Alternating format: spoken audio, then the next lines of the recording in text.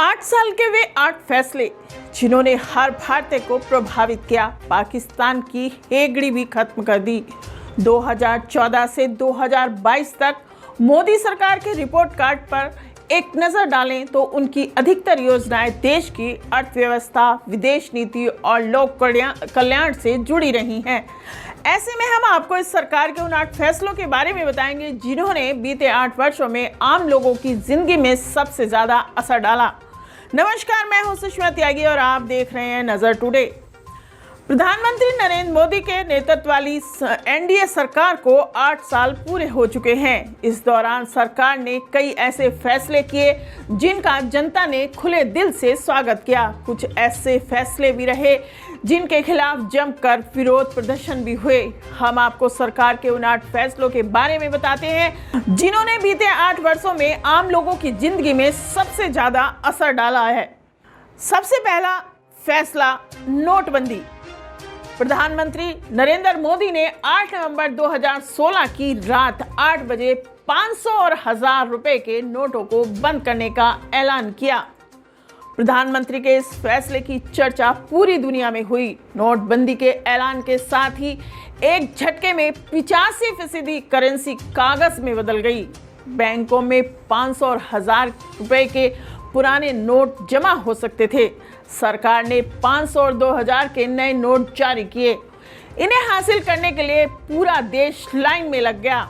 नोटबंदी के 21 महीने बाद रिजर्व बैंक की रिपोर्ट आई कि नोटबंदी के दौरान रिजर्व बैंक में 500 और 1000 के जो नोट जमा हुए उनकी कुल कीमत 15.31 लाख करोड़ रुपए थी।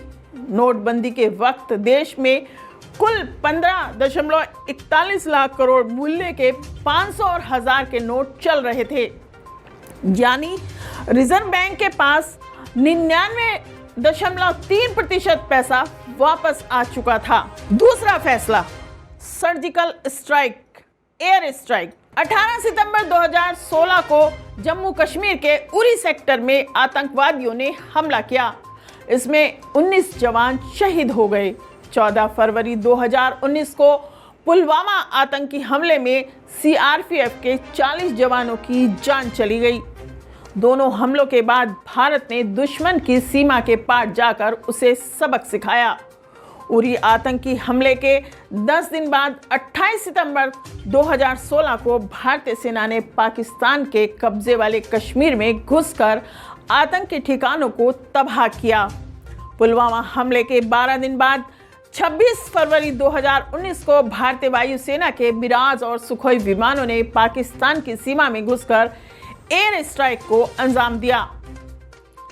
ऐसा पहली बार हुआ जब युद्ध की स्थिति नहीं होते हुए भी आतंकी घटनाओं का जवाब देने के लिए भारत ने अंतर्राष्ट्रीय सीमा के पार जाकर आतंकियों को सबक सिखाया था। सर्जिकल स्ट्राइक से भारत के आतंकवाद से लड़ने को लेकर दुनिया का नजरिया बदल गया। वहीं एयर स्ट्राइक के एक बार फिर आतंकवाद के खिलाफ मोदी सरकार की छवि मजबूत हुई। 2019 के लोकसभा चुनाव में भी मोदी सरकार को बहुत फायदा हुआ। अब सुनिए तीसरा फैसला, जीएसटी लागू। क्यों और कब किया? केंद्र सरकार ने 1 जुलाई 2017 को गुड्स एंड सर्विसेज टैक्स को लागू कर दिया, जिसका मतलब है जीएसटी। दरअसल अटल बिहारी वाजपेयी की सरकार ने 2000 में पूरे देश में एक टैक्स लागू करने का फैसला लिया था। इसके बाद मार्च 2011 में मनमोहन सिंह सरकार ने जीएसटी लागू करने के लिए जरूरी संविधान संशोधन विधेयक लोकसभा में पेश किया, पर राज्यों के विरोध की वजह से वह अटक गया। 2014 में नरेंद्र मोदी सरकार कई बदलावों के साथ फिर से संविधान संशोधन विधेयक लेकर आई। अगस्त 2016 में विधेयक संसद में पास हुआ। 12 अप्रैल 2017 को जीएसटी से जुड़े 4 विधेयकों को संसद से पारित होने के बाद राष्ट्रपति की सहमति मिली। यह 4 कानून हैं: central GST bill, integrated GST bill, GST bill और यूनियन टेरिटरी जीएसटी बिल। तब जाकर 1 जुलाई 2017 की आधी रात से नई व्यवस्था पूरे देश में लागू हुई। जहां पहले हर राज्य अपने अलग अलग टैक्स वसूल करता था, अब सिर्फ जीएसटी वसूला जाता है। आधा टैक्स केंद्र सरकार को जाता है और आधा राज्यों को। वसूली केंद्र सरकार करती है, बाद में राज्यों को पैसा लौटाती है। हालांकि राज्यों की अतिरिक्त राजस्व की मांग को पूरा करने के लिए पेट्रोलियम पदार्थ और आबकारी अब भी जीएसटी के दायरे से बाहर हैं। अब बात करते हैं चौथे फैसले की। चौथा फैसला ऐसा था जिसने मुस्लिम समाज को भी सकते में ला दिया, और वो था 3 तलाक का। 3 तलाक को लेकर भारत में बहस काफी पुरानी रही है। इसकी शुरुआत 1985 के सुप्रीम कोर्ट के एक फैसले से हुई थी। 3 तलाक की बहस 2016 में फिर गर्म हो गई, तब जब सायरा बानो नाम की महिला ने 3 तलाक को लेकर सुप्रीम कोर्ट में अर्जी दाखिल की। सायरा के पति ने 15 साल की शादी के बाद 3 तलाक बोलकर रिश्ता तोड़ दिया था। तब सुप्रीम कोर्ट ने 3 तलाक के खिलाफ फैसला सुनाया और सरकार को इस मुद्दे पर कानून बनाने का भी निर्देश दिया। 28 दिसंबर 2017 को मुस्लिम महिला विधेयक 2017 लोकसभा में पेश किया गया। 2018 में सरकार ने अध्यादेश के जरिए इसे लागू किया। 2019 में दूसरी बार अध्यादेश लाया गया। इसी साल सरकार ने एक बार फिर से लोकसभा और राज्यसभा में बिल को पेश किया। इसके बाद राष्ट्रपति रामनाथ कोविंद ने नया कानून लागू करने का नोटिफिकेशन जारी कर दिया। मुस्लिम महिलाओं को 3 तलाक से छुटकारा दिलाने के इस फैसले पर बड़ी संख्या में लोगों का समर्थन मिला, तो कुछ लोगों ने इसका विरोध भी किया। हालांकि इसके सकारात्मक असर देखने को मिले।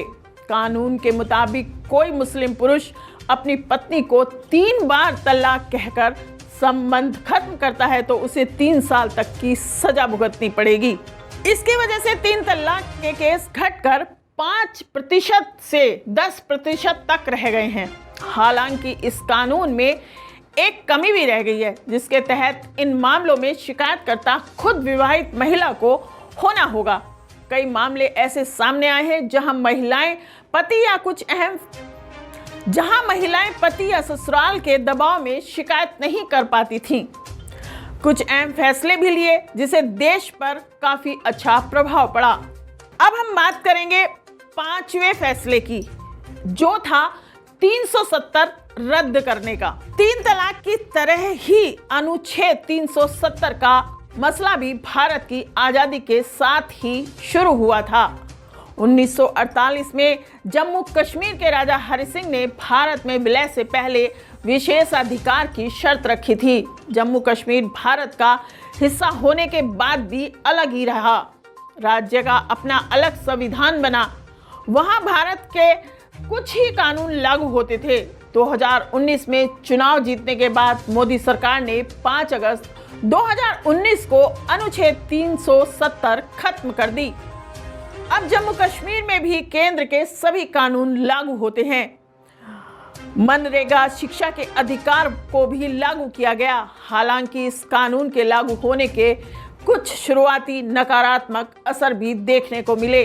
कुछ राजनीतिक पार्टियों ने इसका बहिष्कार भी किया। वहीं लंबे समय तक राज्य में इंटरनेट भी बंद रखा गया।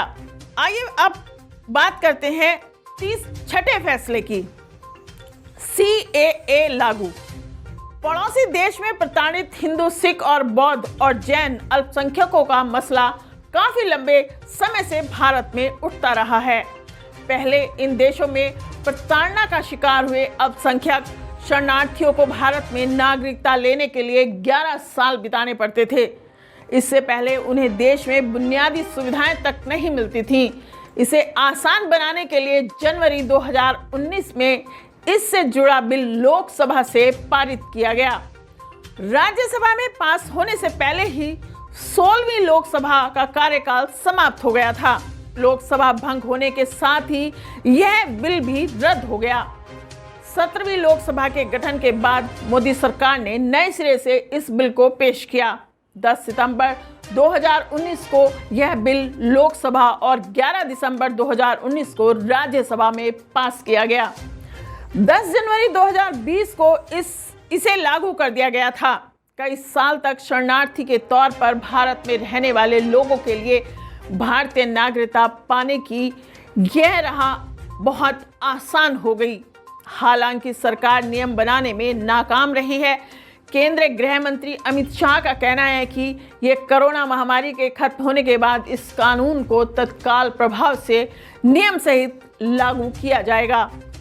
सीएए कानून के संसद में पारित होने से लेकर अब तक सरकार को सदन में विपक्ष ने तो सड़कों पर मुस्लिम समुदाय का विरोध झेलना पड़ा। विरोध करने वालों का कहना है कि यह संविधान के अनुच्छेद 14 का उल्लंघन है, जो समानता के अधिकार की बात करते हैं। अब आते हैं डिजिटल इकोनॉमी।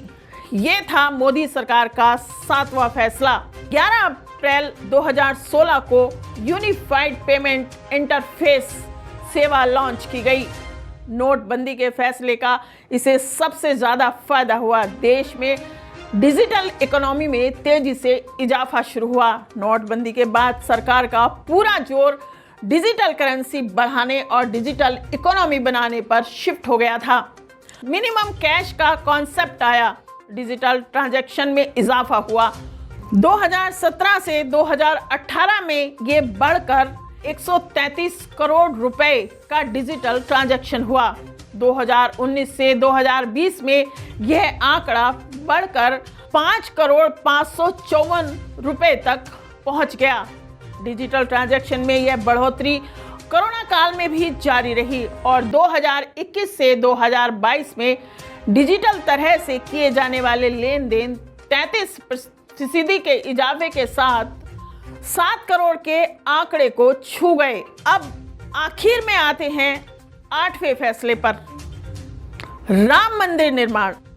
भारत की आजादी से पहले से चले आ रहे राम जन्मभूमि बाबरी मस्जिद विवाद का अंत 9 नवंबर 2019 को हुआ, जब सुप्रीम कोर्ट ने अयोध्या की विवादित जमीन पर रामलला विराजमान का हक माना।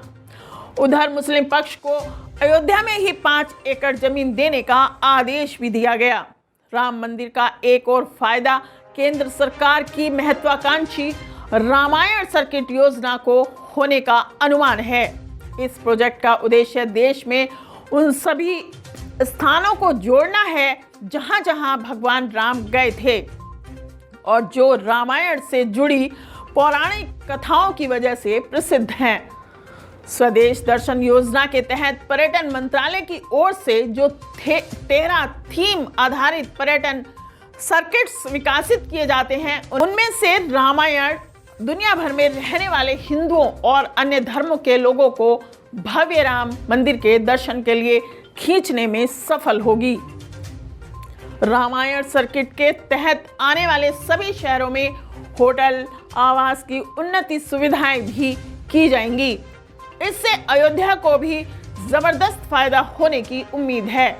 यूपी सरकार की योजना अयोध्या को देश की सांस्कृतिक विरासत के तौर पर स्थापित करने की है। तो ये थे मोदी सरकार के 8 फैसले, जिन्होंने पूरी जनता को अपनी ओर खींचा है। अब देखना यह होगा कि 2024 में आने वाले चुनाव में मोदी सरकार की क्या स्थिति रहेगी। क्या मोदी सरकार या ये कह लीजिए भारतीय जनता पार्टी इन 8 फैसलों को भुना पाएगी, या जनता इन फैसलों को लेकर मोदी सरकार का निर्णय करेगी। ऐसी ही कुछ खबरों के साथ हम आपके सामने हाजिर होते रहेंगे। आप देखते रहिए नजर टुडे। नमस्कार।